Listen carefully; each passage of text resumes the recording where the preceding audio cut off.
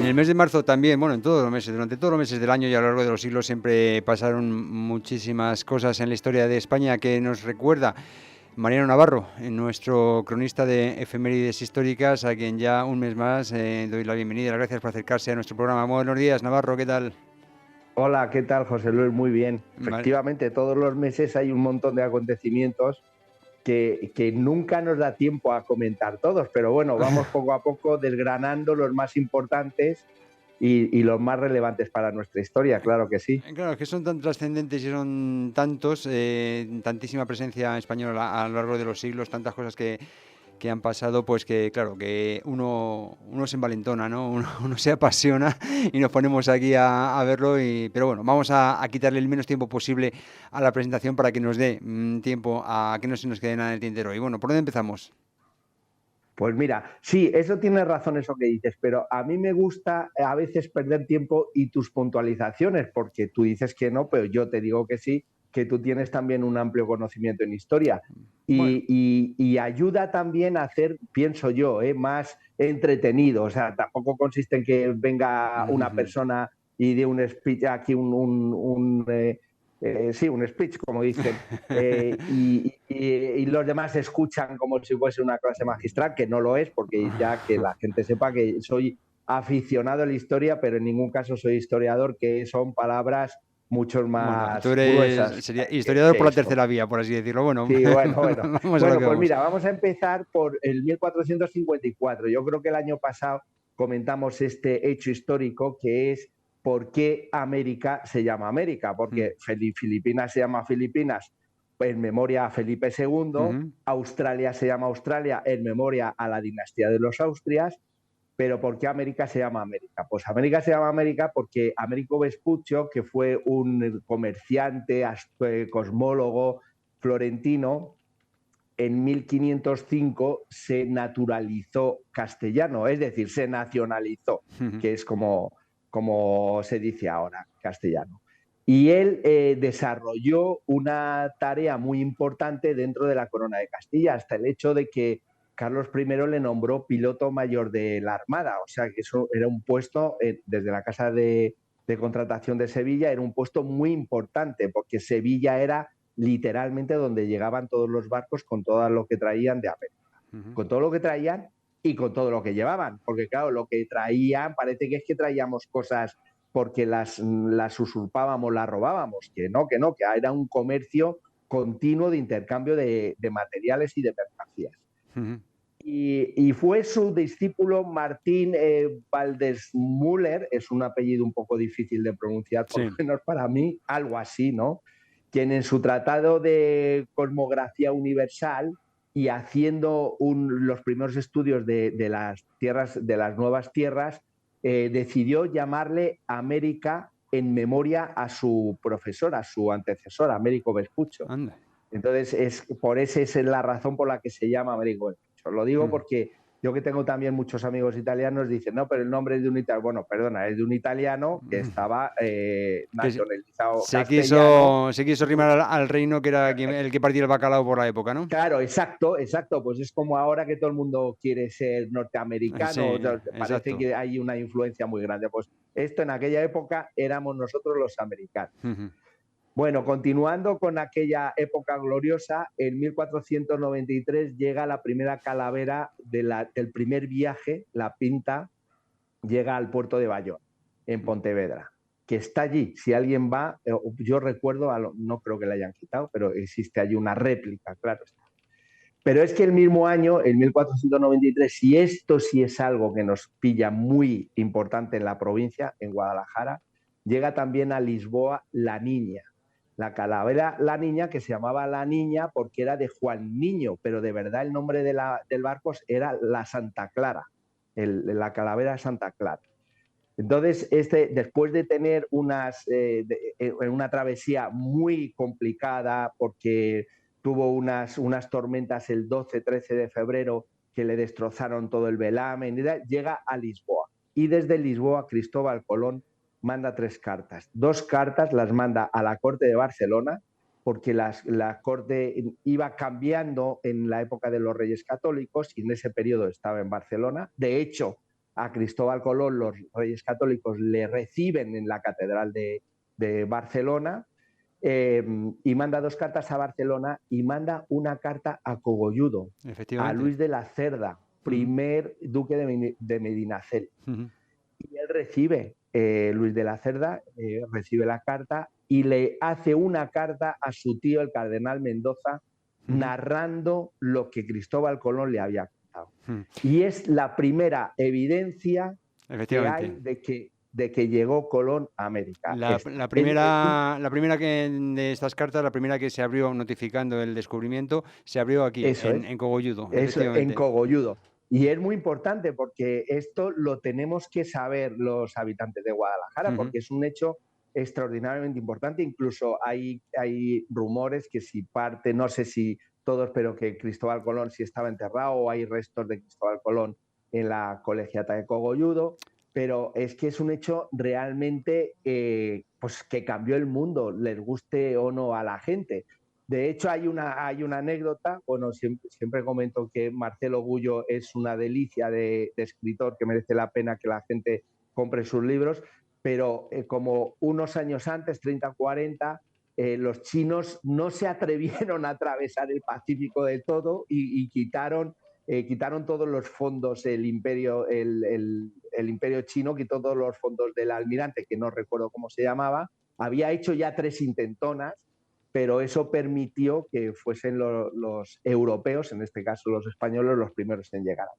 Bueno, esto es muy importante. Claro, fue el primer hecho porque entre Barcelona y Cogolludo hay una distancia en kilómetros importante, y al final la primera carta que llegó, aunque las 3 salieron al mismo tiempo... Claro, por proximidad geográfica llegó primera a Cogolludo. Exacto, fue la de Cogolludo. Pero más que esta carta, que muchos podrían verlo como algo anecdótico, yo siempre recomiendo leer los escritos, los estudios de Alfonso Sanz Núñez, hablando de todo esto, este historial de Cogolludo, que está siguiendo con la tesis que inició su padre, y que dice, ¿y por qué a Cogolludo llegó esa carta? ¿Por qué escribió esa carta a Cogolludo Cristóbal Colón? Bueno, pues ahí viene la cosa. El origen de Cristóbal Colón seguramente no está muy lejos de Cogolludo.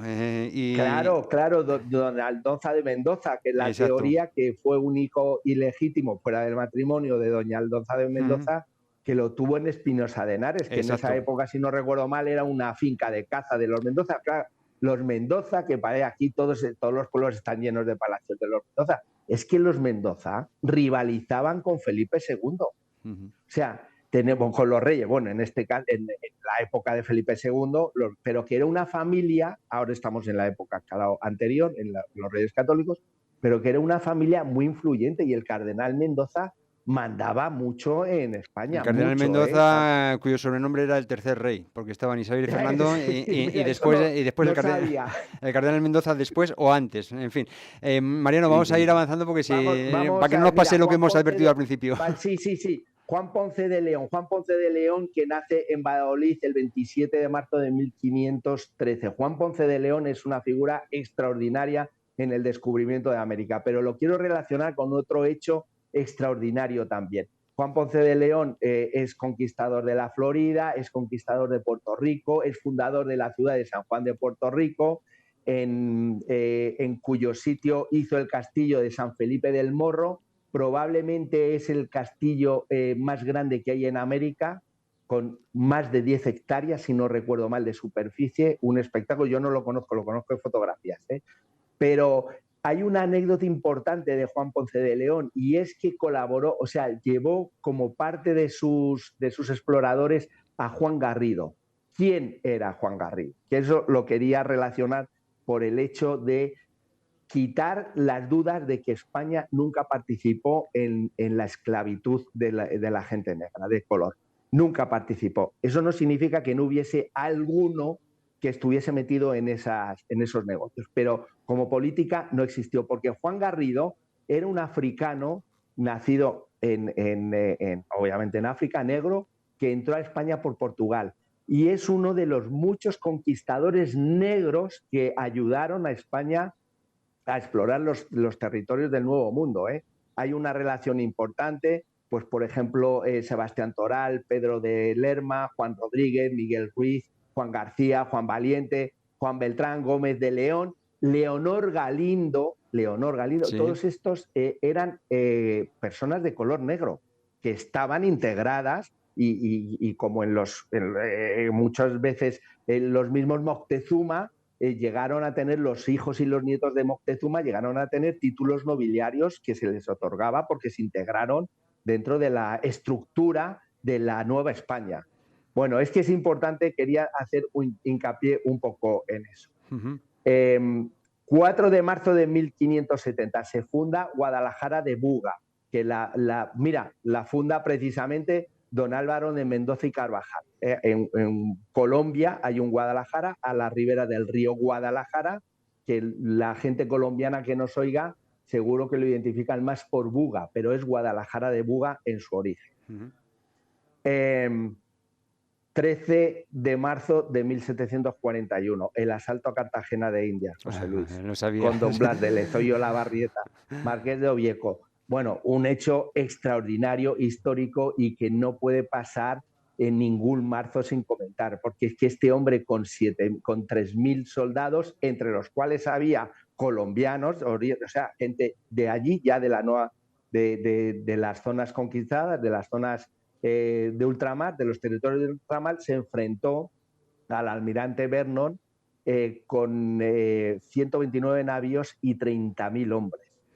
Y literalmente, poco a poco, en San Felipe de Barajas, también se llama el fuerte San Felipe de Barajas, en Cartagena de Indias, pero se fueron retirando hasta el último anillo. Tenía, si no recuerdo mal, 5 anillos de defensa el fuerte, y en el último ya, fíjate qué estrategia, sí, sabiendo con un espía que los ingleses tenían una longitud de sus escalas, mandó cavar unos metros más hondo el foso, y cuando llegaron los ingleses no les llegaron las escalas para asaltar el castillo, y entonces los sometió a una derrota brutal.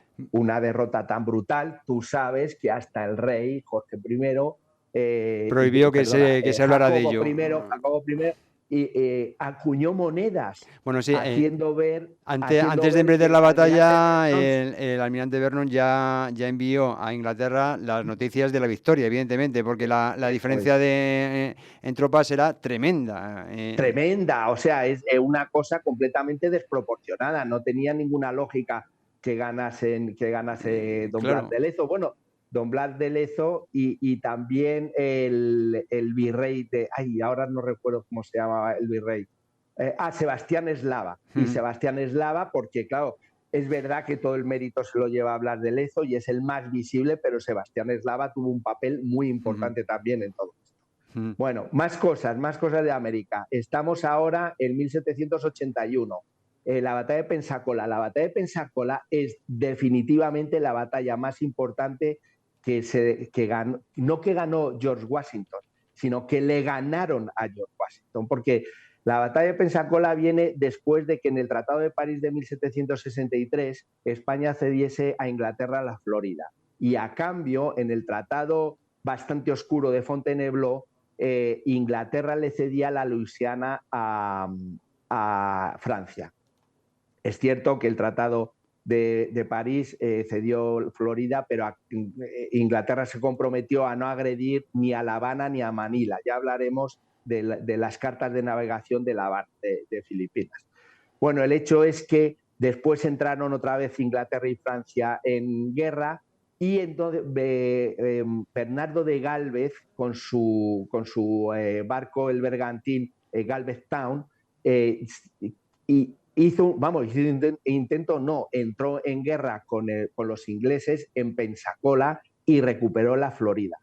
Entonces, esta es la batalla que necesitaba George Washington para ya casi declarar la independencia de los Estados Unidos. Si no recuerdo mal, fue la quinta de las batallas y probablemente fue la más determinante. De hecho, Bernardo de Gálvez, de Málaga, de origen malagueño, es una figura que está reconocida en el Capitolio de Estados Unidos por lo que contribuyó a la independencia de Estados Unidos, que junto al almirante Luis de Córdoba, acuérdate la anécdota, que copió los mensajes entre los navíos ingleses y los llevó a su terreno y desarmó a toda la armada inglesa llena de pertrechos y de víveres para las colonias inglesas, pues son probablemente los dos actos más influyentes en la independencia de Estados Unidos.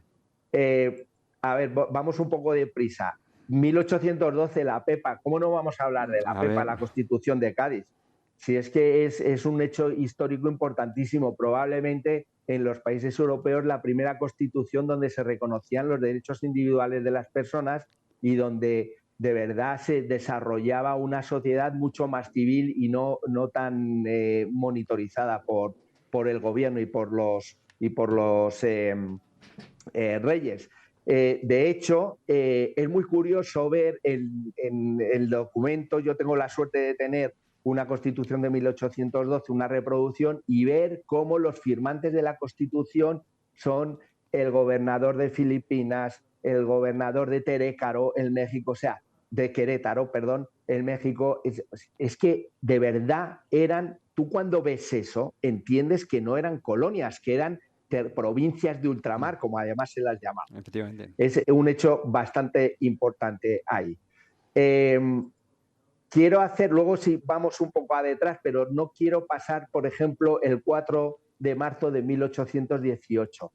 ¿Por qué? Porque el 4 de marzo de 1818 hasta 1920, perdona, 1918, 4 de marzo de 1918 hasta 1920 se declara la gripe española. La gripe española, que es que nos hemos encargado nosotros de, de estigmatizar que fuimos nosotros los de la gripe y que mató, porque esta gripe mató 40 millones de personas, ¿eh? En España 300.000, pero con 8 millones de afectados. Pero es que la gripe española se llama así porque España, que Europa estaba en plena guerra mundial, Primera Guerra Mundial, y entonces lo que menos les importaba era la gripe, era uno de los pocos países que daba datos de cómo estaba evolucionando la gripe en su territorio. Y entonces se quedó como gripe española, pero se originó en la base militar de Fort Greely en Kansas, en Estados Unidos, Efectivamente. y saltó a Europa. Y fíjate, ha quedado como la gripe española en lugar de Sí. quedar la gripe estadounidense. No, Así es, no, pero esto nos es han colgado. simplemente un botón de muestra de tantas De, otras cosas que dices, mira, señalamos a España que hay como comulgan con ruedas de molino. Mm, sí, sí. No, estos no protestan, estos asumen todo, les sí, echamos una mentira y se la creen. bueno, Oye, pues perdona, la gripe española no existió la gripe original en Estados Unidos. exacto. Que como todas las pandemias vienen y ya está. Bueno, la del COVID no vamos a hablar porque eso vete a saber cómo salió. Bien, dos cosas más. ¿Tenemos tiempo para dos cosas? Sí. Sí. Vale, vale. Felipe V en el Tratado de Utrecht firma, esto es importante también, en 1712, el acuerdo por el que permite a las armadas inglesas utilizar los privilegios, utilizar privilegios en el puerto de Cádiz y también en los asentamientos del Río de la Plata y del Caribe, donde los barcos ingleses están autorizados, a guardar, refrescar, coger pertrechos para su tránsito de esclavos. Que por eso, insisto siempre que sale este tema, en los territorios, en las provincias españolas de América, no existen negros nada más que en las zonas del Caribe, no existen en Ecuador, en Argentina, en Chile, apenas existe gente negra. El Río de la Plata ya sé que está más al sur, pero estaba muy controlado por los portugueses, que en Brasil sí que hay mucha población negra, y en el Caribe, en la República Dominicana, porque los ingleses lo utilizaban como base reguladora de su negocio de esclavos, pero en ningún caso era una práctica habitual de la corona española el negocio de esclavos. Insisto que teníamos conquistadores que fueron con Juan Ponce de León y con Hernán Cortés, que eran de raza negra, a conquistar y ayudar a los territorios, a explorar los territorios. Y luego un hecho histórico reciente que probablemente la gente de nuestra edad lo recuerde, los que son mayores que nosotros seguro, que es en marzo de 1966, esto es muy reciente, el desplome de un avión norteamericano con 2 bombas atómicas dentro. En Palomares. En Palomares, en Almería, que todo el mundo, mucha gente tendrá en la retina el baño de Manuel Fraga, ministro del Interior, con el embajador de Estados Unidos dándose un baño en las aguas, pero aquello de verdad pudo suponer la desaparición de media España, ¿eh? porque el avión no es que se le cayeran las bombas, simplemente que venía desde Estados Unidos y tenía la práctica diaria de que un avión nodriza le reabastecía de combustible en esa zona de España. Y en ese día, en ese reabastecimiento, colisionaron los dos aviones, con lo cual cayeron las bombas a territorio español y afortunadamente no explotaron, no pasó nada, eran dos bombas de hidrógeno, o sea, ríete tú de la de Hiroshima, o sea, Sí, sí. multiplicado por 10, por 10 o por vete tú a saber por cuánto, no soy especialista en esto, pero mucho más potentes y afortunadamente no explotaron. De hecho, todavía hay unos terrenos y están perimetrados con una valla, contaminados, que se comprometió el gobierno de Estados Unidos en que retiraría toda esta tierra contaminada y nunca lo hizo. Están allí y con la preocupación de la gente de la zona. En fin. No sé si nos queda algo más de tiempo. Nos queda un minuto, así que un minuto. Bueno, pues por un hecho también histórico importante en marzo de 1937, que es la batalla de Guadalajara, donde las tropas italianas se enfrentaron al ejército republicano. Las tropas italianas sufrieron ahí tuvieron ahí un problema, sobre todo con el barro. Ellos tenían carros de combate, los primeros carros de combate, si no recuerdo, de la marca Fiat. Se embarraron, no pudieron avanzar debidamente y al final el ejército republicano le sometió una derrota importante, que siempre dicen que si los italianos, esto lo he oído desde pequeño, que unos cobardes que se fueron. Mira, los italianos no son ningunos cobardes, porque entre otras cosas, fíjate cómo eran los romanos, que eran bravos de narices, y ellos descienden de esta gente. Pero es que se metieron en una ratonera llena de barro que fue absolutamente imposible avanzar. Y desde las posiciones más altas el ejército republicano les sometió una severa derrota. Vale, simplemente te voy a hacer una pequeña acotación a este respecto, precisamente porque está mal planteado. Los italianos se enfrentaron al ejército republicano, que ya venía respaldado por los tanques soviéticos. Es decir, la batalla de Guadalajara es la batalla en la cual la Guerra Civil Española ya tomó una dimensión internacional. Es decir, sí, es verdad, porque fueron las brigadas internacionales del ejército republicano que se enfrentaron a ellos. Claro, ya venía el apoyo en cuanto a maquinaria, en cuanto a personal por parte promovido por la Unión Soviética. Quiero decir que eran los italianos respaldando a las tropas de Franco y las tropas republicanas respaldadas pues por quien le correspondiera. Es decir, fue una batalla muy importante y efectivamente un error táctico tremendo el haber propuesto esa batalla pues con unas condiciones tan desfavorables como las que hubo en marzo del 37 en la zona. Pero bueno, simplemente esa acotación, ya sí que no tenemos tiempo para más. Mariano Navarro. Sí, bueno, oye, muchas gracias otra vez. No, gracias a ti por ilustrarnos del modo que lo haces puntualmente mes tras mes. Hablamos en abril de lo que pasó en abril, ¿de acuerdo? Muy bien, muchas gracias a todos.